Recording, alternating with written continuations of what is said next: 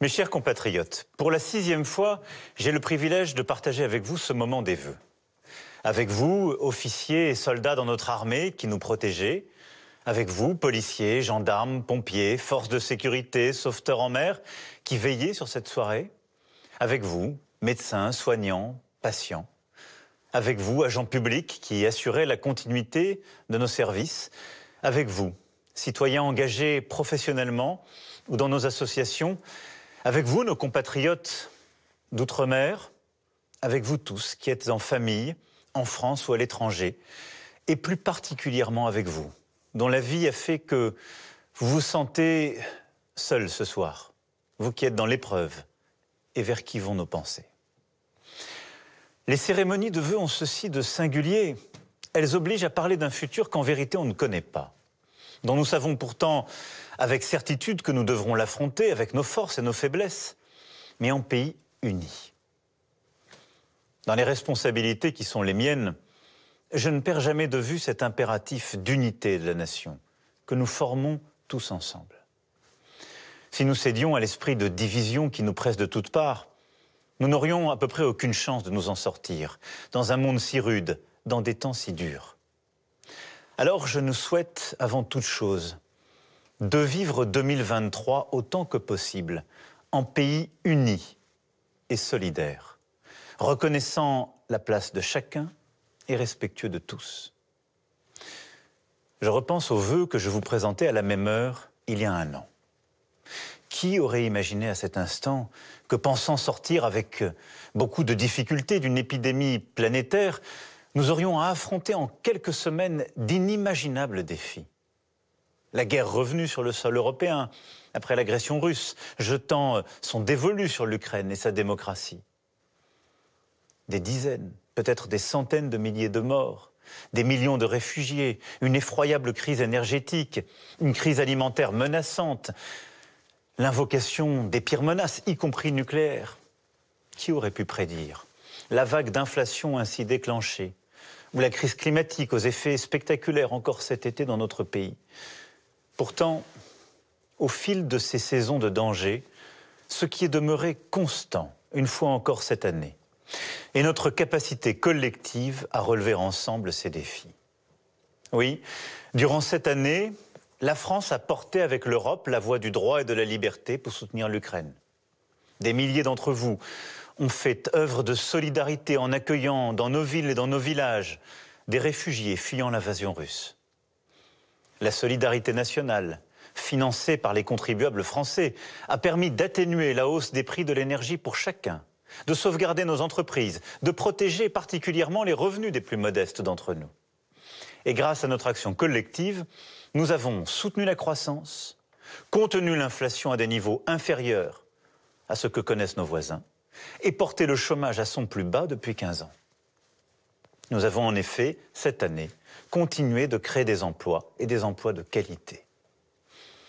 À chaque épreuve, l'Europe nous a permis d'agir plus vite et plus fort, pour créer un bloc de résistance uni face à la Russie, pour réinvestir dans nos industries et surtout pour trouver à la dimension du continent les réponses aux défis du siècle. Ainsi, pendant les 6 premiers mois de cette année, alors que la France présidait le Conseil de l'Union européenne, nous avons pris les décisions pour réduire de plus de moitié nos émissions de gaz à effet de serre d'ici 2030. Nous avons acté une taxe carbone à nos frontières pour protéger nos industries et notre planète. Nous avons ensemble décidé de créer un impôt minimal sur les grandes multinationales pour lutter contre l'évasion fiscale.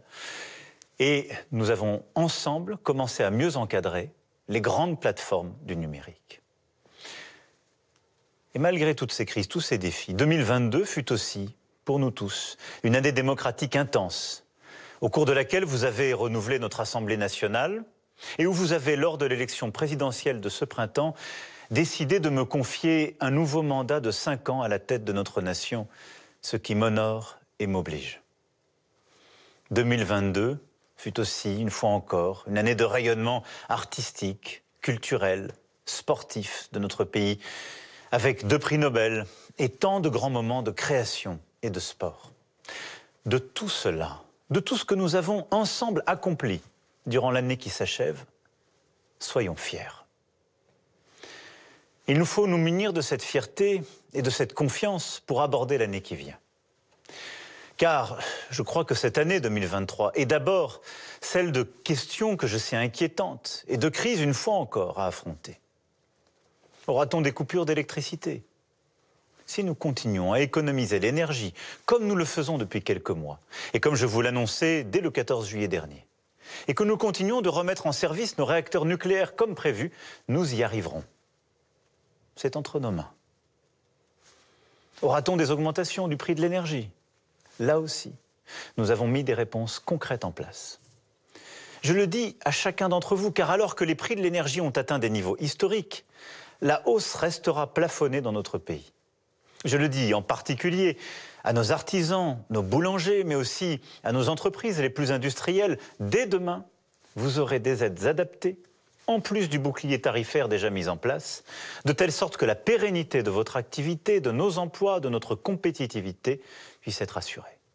Et à chaque fois qu'il le faudra, le gouvernement adaptera ses réponses, comme il l'a fait à chaque instant.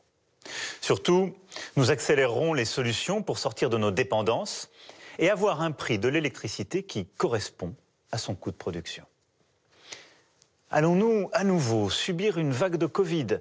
Et l'épidémie aura-t-elle une fin? Là aussi, nous pourrons faire face.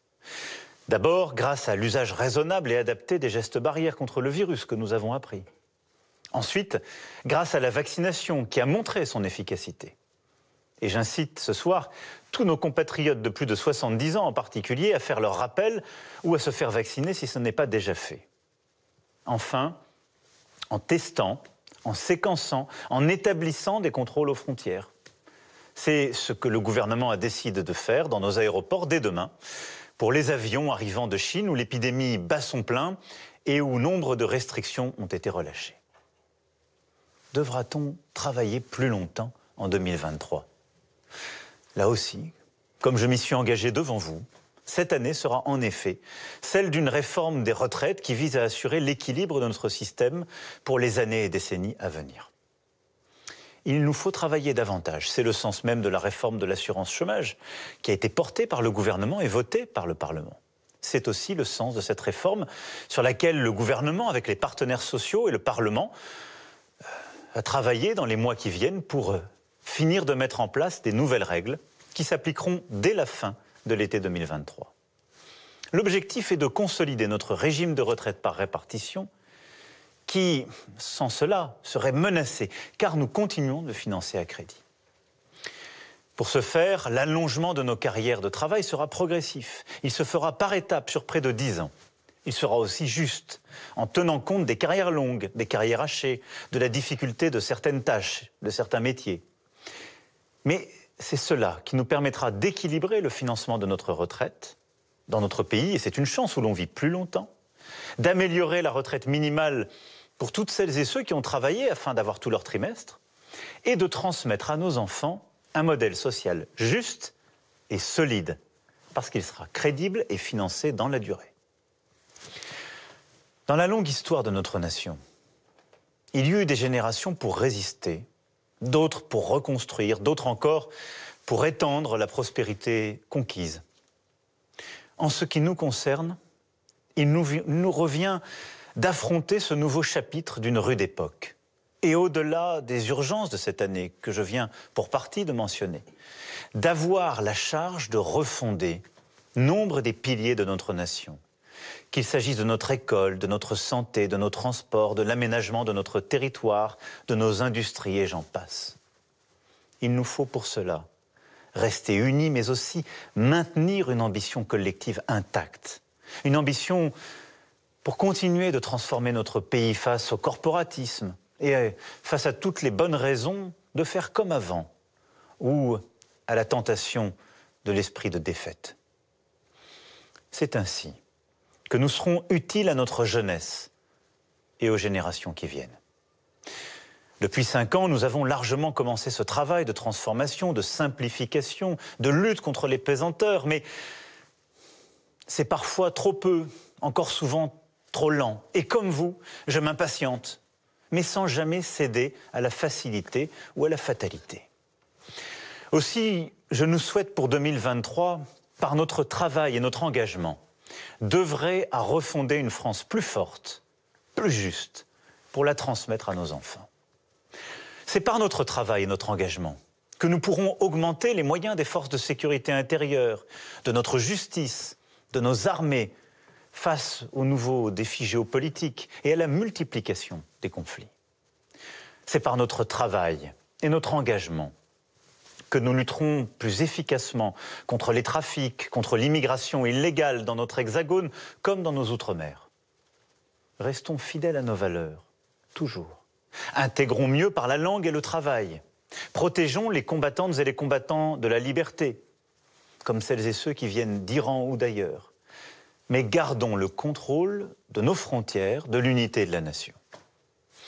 C'est par notre travail et notre engagement que nous bâtirons aussi une nation productive et écologique. Parce que la transition écologique est une bataille que nous devons gagner. Il nous faut la mener avec résolution et méthode. La planification écologique sera l'instrument de ce dépassement historique pour baisser nos émissions de CO2 et sauver notre biodiversité. Avec notre plan France 2030, nous continuerons d'investir, d'innover, de déployer une écologie à l'échelle industrielle. Et après la loi visant à accélérer le déploiement des énergies renouvelables, la loi sur le nucléaire marquera le lancement de la construction de nouvelles centrales sur notre territoire.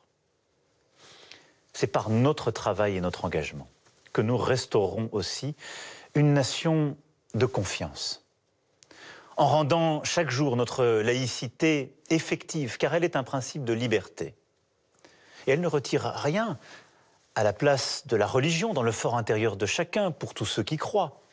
Et je salue en cet instant la mémoire de sa sainteté Benoît XVI, dont la disparition, je le sais, affecte beaucoup de catholiques en France et dans le monde. Cette nation de la confiance sera aussi confortée par une lutte constante contre toutes les discriminations dans une société de respect et de reconnaissance. Elle sera aussi renforcée par un combat de chaque jour que nous continuerons de mener pour être aux côtés de celles et ceux qui sont en situation de handicap. C'est par notre travail, notre engagement, que nous devons refonder nos grands services publics pour qu'ils assurent pleinement notre idéal d'égalité. Avec le Conseil national de la refondation, nous avons entrepris de renouer le contrat entre les générations et œuvrer à mieux accompagner nos aînés en situation de dépendance. Nous avons aussi commencé de raviver la confiance dans notre éducation nationale et notre santé en nous appuyant sur l'énergie, le dévouement de nos enseignants et de nos soignants. Nous poursuivrons avec ardeur durant l'année qui s'ouvre, par des choix clairs, forts et un travail au plus près du terrain.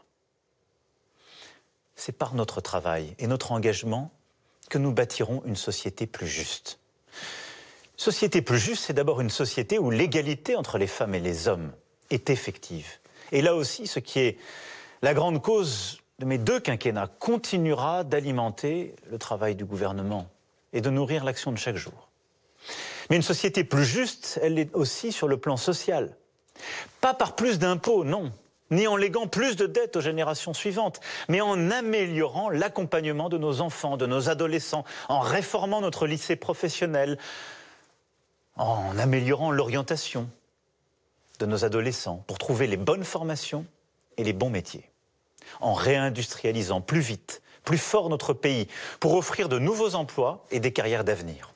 Car la principale injustice de notre pays demeure le déterminisme familial, la trop faible mobilité sociale. Et la réponse se trouve dans l'école, dans l'orientation, dans notre enseignement supérieur, dans notre politique d'innovation et dans notre industrialisation. Et parce que la confiance dans la vitalité de notre vie démocratique s'est elle aussi émoussée, nous aurons, nous le savons, dans les mois qui viennent, beaucoup à faire. Je poserai dans les toutes prochaines semaines les premiers jalons d'un service national universel.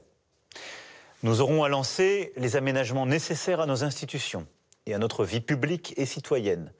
Et avec l'Assemblée nationale et le Sénat, avec également le Conseil économique, social et environnemental, nous aurons à bâtir un meilleur fonctionnement des pouvoirs et une association plus fréquente de nos concitoyens.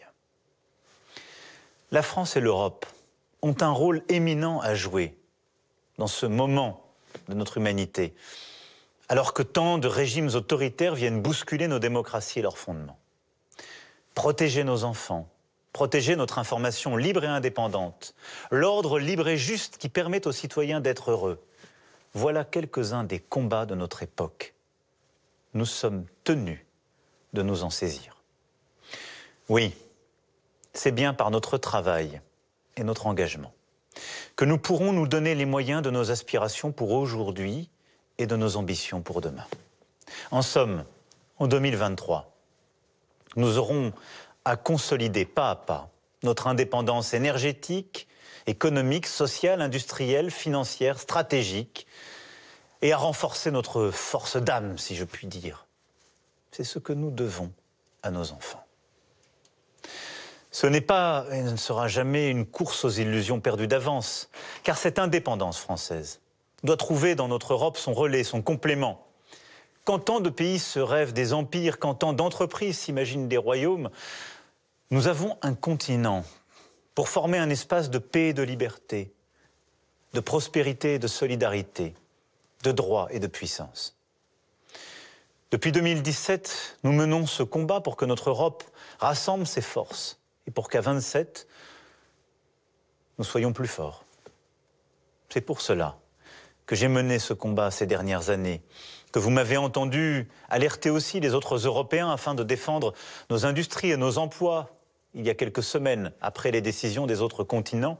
Et c'est pour cela que je redoublerai d'efforts en ce début d'année.